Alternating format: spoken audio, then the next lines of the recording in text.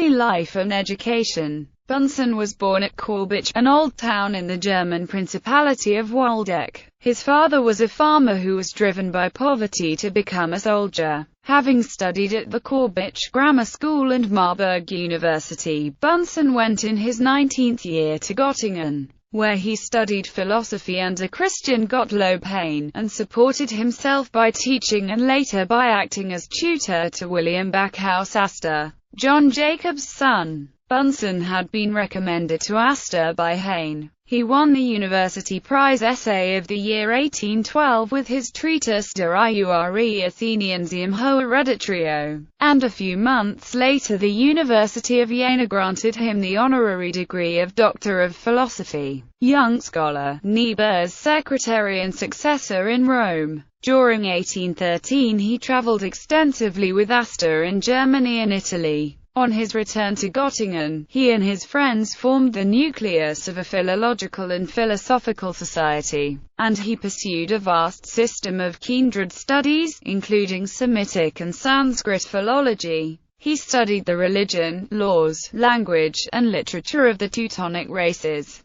perfecting his knowledge of the Scandinavian languages on a visit to Denmark and Sweden. He had read Hebrew when a boy, and now worked at Arabic at Munich, Persian at Leiden, and Norse at Copenhagen. At Vienna he met Friedrich von Schlegel, at Munich, Schelling and Tiersch, and he joined the latter in studying Persian, and read law with Feuerbach. The historian Niebuhr's work and character had aroused Bunsen's enthusiasm, and at the close of 1815 he went to Berlin, to show Niebuhr the plan of research which he had mapped out.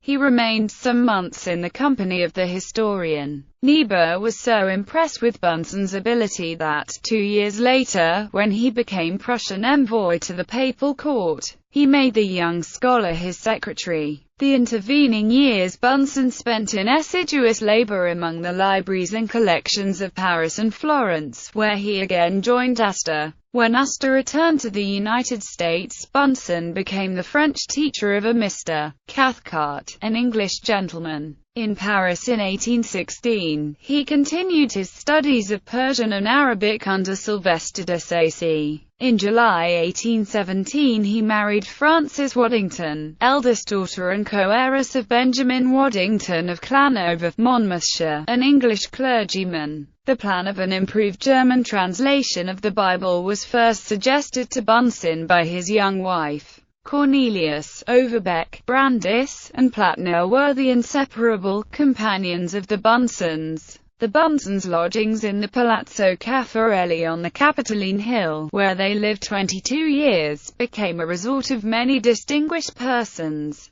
As secretary to Niebuhr, Bunsen was brought into contact with the Vatican movement for the establishment of the Papal Church in the Prussian dominions, to provide for the largely increased Catholic population. He was among the first to realize the importance of this new vitality on the part of the Vatican, and he made it his duty to provide against its possible dangers by urging upon the Prussian court the wisdom of fair and impartial treatment of its Catholic subjects. In this object he was at first successful, and both from the Vatican and from Frederick William III, who put him in charge of the legation on Niebuhr's resignation, he received unqualified approbation, though not within the scope of the great plan of his life. Bunsen contributed largely to the Beschreibung der Stadt Rom, the greater part of the topographical communications on ancient Rome, and all the investigations into the early history of Christian Rome. The first visit of the Egyptologist Champollion to Rome formed an epoch in Bunsen's antiquarian studies. He became himself a zealous auditor of Champollion, and also encouraged Lepsius in the study of hieroglyphics.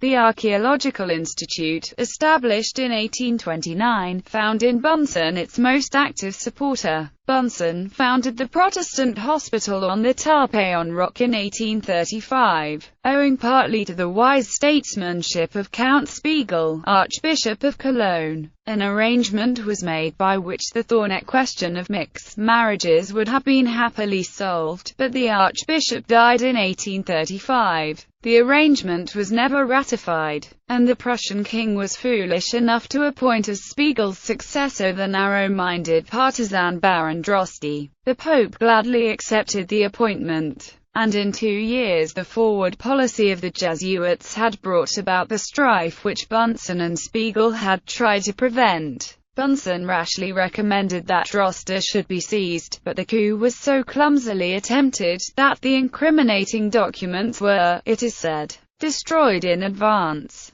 The government, in this impasse, took the safest course, refused to support Bunsen, and accepted his resignation in April 1838. Via Switzerland to England, ambassador. After leaving Rome, where he had become intimate with all that was most interesting in the cosmopolitan society of the papal capital, Bunsen went to England, where, except for a short term as Prussian ambassador to Switzerland, he was destined to pass the rest of his official life. The accession to the throne of Prussia of Frederick William IV, on the 7th of June 1840, made a great change in Bunsen's career. Ever since their first meeting in 1828, the two men had been close friends and had exchanged ideas in an intimate correspondence. Published under Ranke's editorship in 1873, enthusiasm for evangelical religion and admiration for the Anglican Church they held in common, and Bunsen was the instrument naturally selected for realizing the king's fantastic scheme of setting up at Jerusalem a Prusso-Anglican bishopric as a sort of advertisement of the unity and aggressive force of Protestantism. The special mission of Bunsen to England, from June to November 1841, was completely successful. In spite of the opposition of English high churchmen and Lutheran extremists,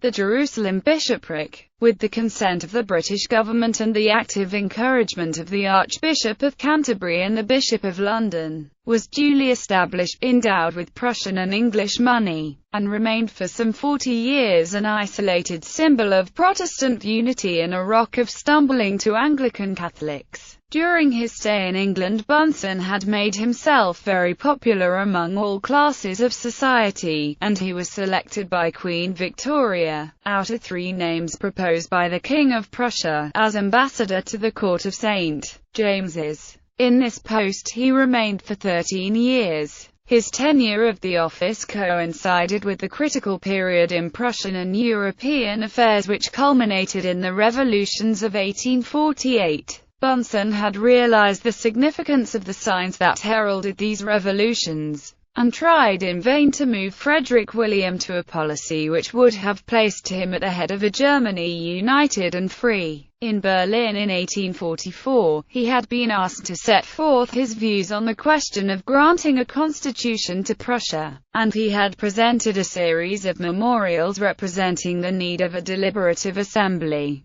and had also made a plan of a constitution modelled on that of England, with the visionary schemes of Frederick William, whether that of setting up a strict episcopal organization in the evangelical church in Prussia, or that of reviving the defunct ideal of the medieval empire. Bunsen found himself increasingly out of sympathy. He felt bitterly the humiliation of Prussia by Austria after the victory of the reaction, and in 1852 he set his signature reluctantly to the treaty, which, in his view, surrendered the constitutional rights of Schleswig and Holstein. His whole influence was now directed to withdrawing Prussia from the blighting influence of Austria and Russia, and attempting to draw closer the ties that bound her to Britain. On the outbreak of the Crimean War, he urged Frederick William to throw in his lot with the Western powers, and create a diversion in the northeast which would have forced Russia at once to terms.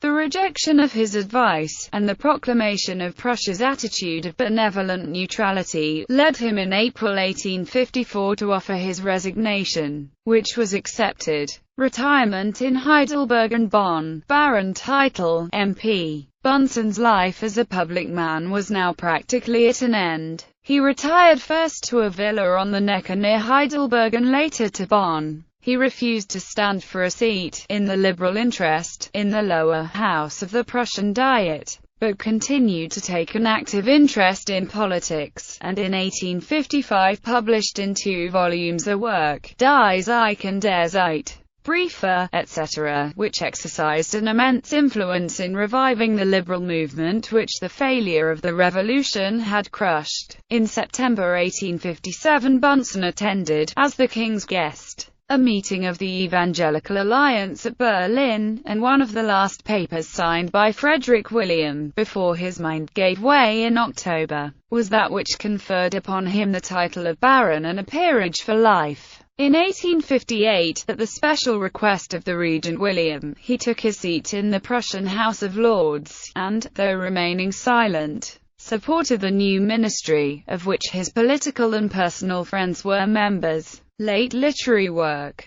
Literary work was, however, his main preoccupation during all this period. Two discoveries of ancient manuscripts made during his stay in London, the one containing a shorter text of the Epistles of St. Ignatius, and the other an unknown work on all the heresies, by Bishop Hippolytus, had already led him to write his Hippolytus and his Age, Doctrine and Practice of Rome under Commodus and Severus. He now concentrated all his efforts upon a translation of the Bible with commentaries, the Bible work. While this was in preparation, he published his God in History, in which he contends that the progress of mankind marches parallel to the conception of God formed within each nation by the highest exponents of its thought. At the same time he carried through the press, assisted by Samuel Birch, the concluding volumes of his work Egypt's Place in Universal History. This work contained a reconstruction of Egyptian chronology, together with an attempt to determine the relation in which the language and the religion of that country stand to the development of each among the more ancient non-Aryan and Aryan races. His ideas on this subject were most fully developed in 2 volumes published in London before he left England. His greatest work, Bibelwerk für die Gemeinde, the first part of which was published in 1858, was intended to be completed in 1862. It had occupied his attention for nearly 30 years. He wrote was regarded as the grand center point to which all his literary and intellectual energies were to be devoted. Death interposed to prevent him completing his undertaking. 3 volumes of the Bibelwerk were published at his death.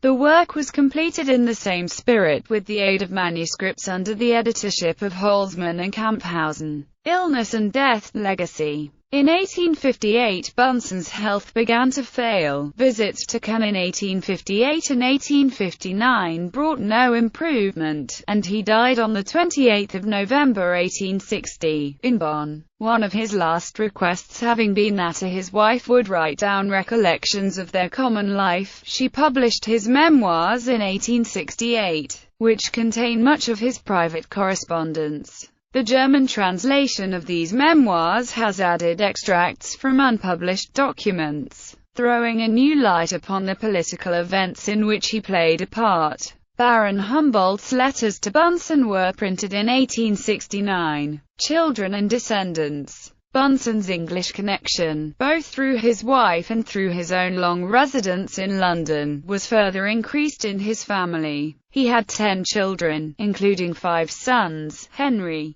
Ernest, Karl, Georg, Theodore, Emily. Karl and Theodore had careers in the German diplomatic service. Georg, who for some time was an active politician in Germany, eventually retired to live in London. He wrote his father's biography for the 9th edition of Encyclopaedia Britannica. Henry, who was a clergyman, became a naturalized Englishman. Ernest de Bunsen in 1845 married an Englishwoman, Miss Gurney, subsequently resided and died in London. He was a scholarly writer, who published various works both in German and in English, notably on Aryan origins, biblical chronology, and other questions of comparative religion. Ernest's son, Sir Maurice de Bunsen, entered the English diplomatic service in 1877, and after a varied experience became minister at Lisbon, and was ambassador to Vienna at the outbreak of the First World War. The form of de Bunsen was adopted for the surname in England.